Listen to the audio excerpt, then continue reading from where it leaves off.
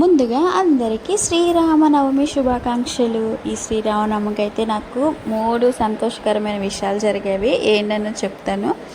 Night అయితే నేను వంట రూమ్ అంతా క్లీన్ చేసేసి అలాగే పూజ చేసుకొని పడుకుండిపోయాను. ఇంకా మార్నింగ్ లేసి ఇక్కడ ఇలా డోర్కి ఇలా పెట్టుకొని గుమ్మానికి అయితే నేను తమలపాకు తోరణాలు కట్టాను. శ్రీరామ అని రాసేసి, ఆంజనేయ స్వామికి ఎంతో ఇష్టం కదా తమలపాకు అంటే, ఇంకా శ్రీరామ అని చెప్పి రాశాను. ఇలా గుమ్మం పూజ అయిపోయింది. తర్వాత అలాగే తులసమ్మకు కూడా పూజ చేసేసుకున్నాను, అయిపోయింది. తర్వాత ఇంకా నేను పానకంకి వడపప్పుకి అయితే ఫస్ట్ బెల్లం నానబెట్టుకున్నాను, అలాగే వడపప్పు కూడా నానబెట్టేసుకున్నాను. నానబెట్టేసుకున్న తర్వాత ఇంకా వడపప్పు పానకంలో అయితే మిరియాలు, ఇలాచి, ఒక్క తులసి దళమైన పానకంలో వేసి స్వామికి వారికి సమర్పిస్తే చాలా మంచిది అంటారు కదా. నేను ఇంకైతే ఇక్కడ మిరియాలు, ఇలాచి వేసేసి ఒక తులసి దళం వేసి సమర్పించాను. వడపప్పులో అయితే బెల్లం ముక్క, తులసి దళం దాంట్లో కూడా వేసాను అనమాట వడపప్పులో. ఇంకా స్వామివారికి అయితే కొబ్బరికాయ, అరటిపళ్ళు, పానకం, వడపప్పు పెట్టుకున్నాను. తర్వాత ఇక్కడ ఫస్ట్ హ్యాపీ ఏంటంటే నా చేతులతో నేను స్వామివారికి తులసి మాల కట్టి వేసాను అనమాట. నాకైతే మాల కట్టడం అస్సలు రాదు. ఫస్ట్ అయితే కట్టాను, లూజ్గా వచ్చింది. ఫస్ట్ మాల అయితే రామయ్యకి వేసాను, చూడండి ఎలా వచ్చిందో.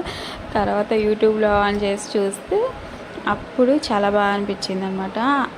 శ్రీనివాసుడికి వేసాను. అసలు చాలా అంటే చాలా హ్యాపీ అనిపించింది ఆయనకి వేసినప్పుడు చూస్తే. ఇక్కడ చూడండి, నేను మాల చూపిస్తాను. ఇది నేనే కట్టాను అనమాట. మాల నేనే కట్టి ఆ శ్రీనివాసుడికి వేసాను. అసలు ఎంత బాగా వచ్చిందో చూడవచ్చు మీరే. అసలు చాలా హ్యాపీ అనిపించింది. ఆ కృష్ణయ్యకి కూడా నేనే కట్టేసాను. సెకండ్ ఏంటంటే ఈరోజు మా హస్బెండ్ పూజ చేశారనమాట. ఎప్పుడు డ్యూటీ టైం అయిపోతుంది అన్నట్టు వెళ్ళిపోతుంటారు, కానీ ఇక్కడ ఈరోజు మా హస్బెండ్ పూజ చేశారు. ఇక్కడ ఒక చిన్న క్లిప్ యాడ్ చేస్తాను చూడండి. తెలియకుండా చిన్న క్లిప్ ఒకటే తీసాను అనమాట. ఇంకా అలా అయిపోయింది.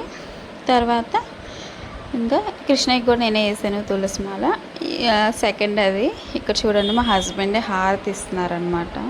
నేనైతే ఉట్టి గంట కొడుతున్నాను. గంట కొట్టాను. ఇంకా తులసమ్మ దగ్గర కూడా వెళ్తే ఇంకా అక్కడ కూడా తీసాను. అలా వెనకాల గంట కొట్టుకుంటూ వెళ్ళి ఇంకా మూడో విషయం ఏంటంటే సప్త శనివారం స్టార్ట్ చేస్తున్నానమాట. ఎప్పటి నుంచో అనుకుంటున్నాను సప్త శనివారం స్టార్ట్ చేయాలి అని చెప్పేసి. ఇంకా కుదరలేదు, ఇప్పుడు కుదురుతుందనమాట. ఇంకా అది సప్త శనివారాలకు కూడా అన్నీ రెడీ చేసుకున్నాను. ఇంకైతే 3 విషయాలు అవి అనమాట. చాలా అంటే చాలా హ్యాపీ అనిపించింది. ఇంకా రామకోటి రాసుకొని అయిపోయింది. ఇంకైతే భద్రాచలము లైవ్ భక్తి టీవీలో భద్రాచల రామయ్యకి కళ్యాణం జరుగుతుంది, అది చూస్తున్నాను. మీరు ఎలా శ్రీరామనవమి జరుపుకున్నారు కామెంట్ చేయండి.